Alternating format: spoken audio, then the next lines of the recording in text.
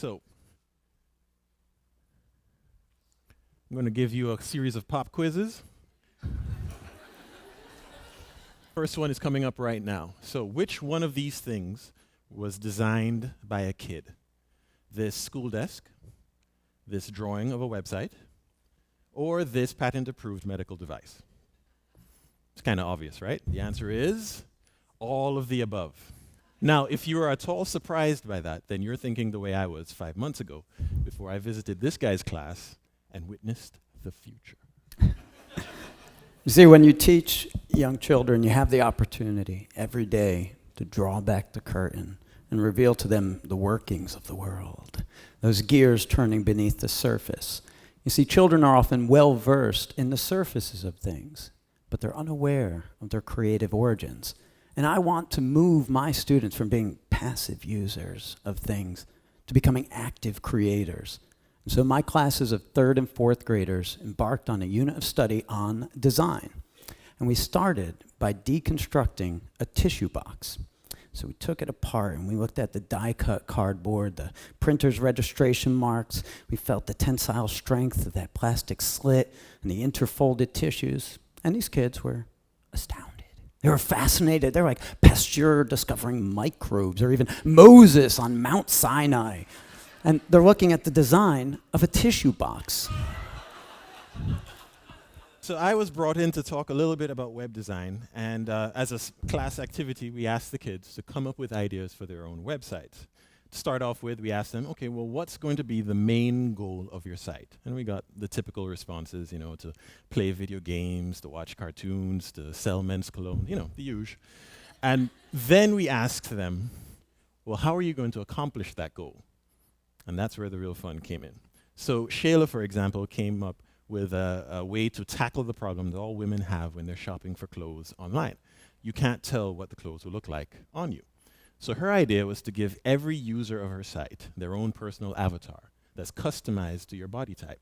So as you're building your outfit, you can see what the clothes will look like on a virtual representation of you, sort of like a virtual fitting room. Now, a couple days later, before we could get our trademark attorney on the phone, we found this video of Microsoft unveiling their Connect shopping experience. This was taken at this year's CES, and it does the exact same thing. Coincidence? I'll let you decide. But at the very least, it shows that there's no age restriction on good ideas. And there's no age restriction on wanting to smell good either, so we discovered. So, you know how it is, right? You have a hot date coming up and you want to smell your best, but you just don't know what cologne to wear. So Chris came up with an idea to differentiate all of the best colognes in the world, not just by designer, which was what we're used to, but also by fragrance, by occasion, and my personal favorite, age-specific. Because you never know when the moment's going to call for that distinct 3rd grader musk, So, now, I thought it was a good idea, but even the best ideas hit up against a roadblock sometime, as it did with Kyler, who also wanted to give his users a customized, personalized experience where they could build their own products. The only problem was his products were endangered animals. So that posed a little bit of a logistical challenge, but once we explained that to him, he was not put off. He went back to the drawing paper and came up with an even better idea. So as you're researching animals on his site, there's a little module down to the left that automatically senses your IP address and then finds the nearest zoo around you that has that particular animal. And once it finds it, then you can choose to watch a live video feed of the animal in its habitat, or participate in an adoption program, or just buy tickets to go visit the animal in the zoo. Now, with all this creative genius floating around in the room, I realized something, that these ideas that the kids were coming up with are really quite feasible. I mean, genetic experimentation aside, most of the ideas that the kids were coming up with were really quite practical, very doable, and I would love to take credit for it, but all we did was give them the challenge, point them in the right direction, and then give them the space to be creative. So it made me wonder, are they getting that kind of creative space in their other classes? So when you think of a classroom, you probably picture something like this. And that's the classroom I grew up with, at least. The straight rows and columns, the regimentation. And it reflected the needs of the industrial economy, which spawned modern education. And that classroom, with its rote learning and multiple choice standardized testing, It served the needs of factories and bureaucracies where bosses need workers who will show up on time and do what they're told and not cause trouble and keep quiet, sit still. Don't ask too many questions. And this system is effective and efficient at producing workers, but workers who suit a bygone reality. And the reality that we're moving into is a lot messier than that. The MacArthur Foundation recently came out with an estimate that 65% of the jobs of the future likely haven't been invented yet. So the future is demanding from us a different kind of teaching philosophy, if for no other reason than we don't know what the right answers will be. So we don't need students who are highly skilled at picking A, B, C, or D. See, we've moved from that industrial age through the information age and now into the imagination age. That's my daughter demonstrating what kids do with their free time when they're not sedated by television. So what could this classroom of the imagination age look like? Well, ironically, it starts with looking to the past, to this guy. So Lev Vygotsky, when you study to become a teacher, you hear his name over and again. Vygotsky was a pioneering Russian psychologist who formulated the first scientifically based theory of how children learn. So what did Uncle Lev say? Well, he said that a true understanding of reality is not possible without a certain element of imagination, without departure from reality, from those immediate, concrete, holistic impressions by which reality is represented in the elementary acts of our consciousness, which is a big Russian psychological mouthful way of saying that we learn through acts of the imagination. And this starts from early. So here's your second pop quiz. What is the best way to teach your toddler foundational math skills? Is it Little Einstein DVDs, flashcards, or Baby Mozart CDs? The answer is none of the above. It's playing with blocks. So it's building, designing, creating. The idea that learning is playing, and to create something is to learn something. And that's why we think that the classroom of the future isn't going to teach our kids how to memorize. It's going to teach them how to think creatively, critically, and playfully. And not just think that way about the important things like websites, but think that way about everything. But is this concept of using design in education just some harebrained scheme that we've cooked up and it'll never work and it'll cost too much? Well, yeah. No, it isn't. Design in education complements all the best practices in education today. Design projects accommodate all learning styles. By definition, they integrate subjects across the curriculum, and they're inherently differentiated for individual student needs, abilities, and interests.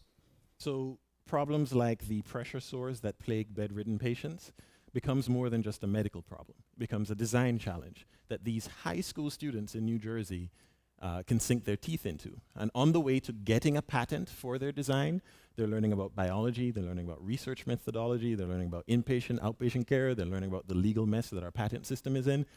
I mean, could you imagine coming up with a lesson plan that covers all of that? Or what about a problem that's plaguing all our schools right now, CSFD, or what we call crappy school furniture disorder?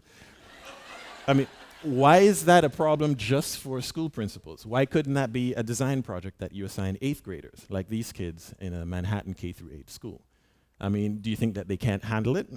I mean, who better to come up with a better school desk design than the person who has to use it day in and day out? I mean, it took a kid to realize that if we want them to keep their lockers organized, we're going to need to give them a little bit more than just a shelf and a couple of hooks. And so design projects can happen every day in every subject, right here, right now.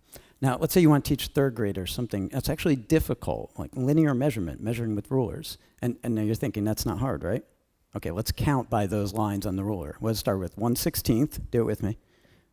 1/8, 3/16. I can't hear you. 1/4, 5/16, 3/8, 7/16, 1/2, 9/16. Why aren't you with me? So it's easy, right? And so how about then to teach them that linear measurement, you have them build a greenhouse out of PVC pipe. And so my students had to measure and cut 112 pieces of pipe, and they cut every single piece correctly the first time. And then going into slow food, how about then you use those greenhouses, because they have to learn interspecies synergy, to start a garden from seed.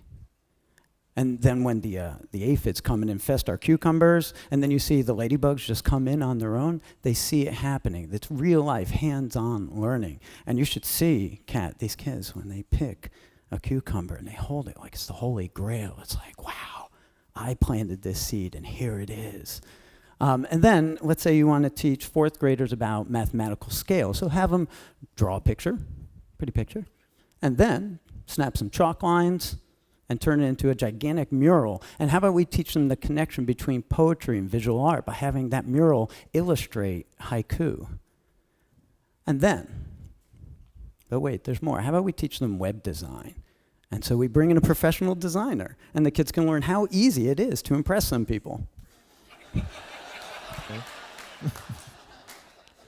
Now, will all this crazy talk will it? I know what you're thinking. This will all be very, very messy. Well, before we get into that, what will this look like for the teachers that's not as evolved as you? Mr. Jones, Mrs. Jones in the elementary school, what would it look like for those teachers? Well, it starts with taking those worksheets and flipping them over. And you look at the backside. It's blank. It's a clean slate. So maybe instead of doing that vocabulary matching worksheet on paleontology, Nathan can design his own dinosaur website. And maybe instead of just reading mythology in her anthology, Tony can write, shoot, and edit the stories of Athena, retelling them Georgia Girl style. And maybe instead of just doing those review questions at the end of the chapter on ecology, a team of students can collaborate and build an interactive show on preventing wetland pollution. Now, I know what you're asking. Will all of this stuff, this fun stuff, be messy? Yes, I can almost guarantee it. Will it be risky? Absolutely. But before you throw out the idea, ask yourself this last question. What kind of reality are we preparing our kids for? The same old industrial landscape? A wide open frontier filled with unlimited possibilities? Or one with silver unitards and Google glasses? The truth is, there is no one right answer because the future is not a multiple choice test. It's a design challenge. So let's teach our children to think like designers and then prepare them to meet the challenges of designing the future. Thank you very much.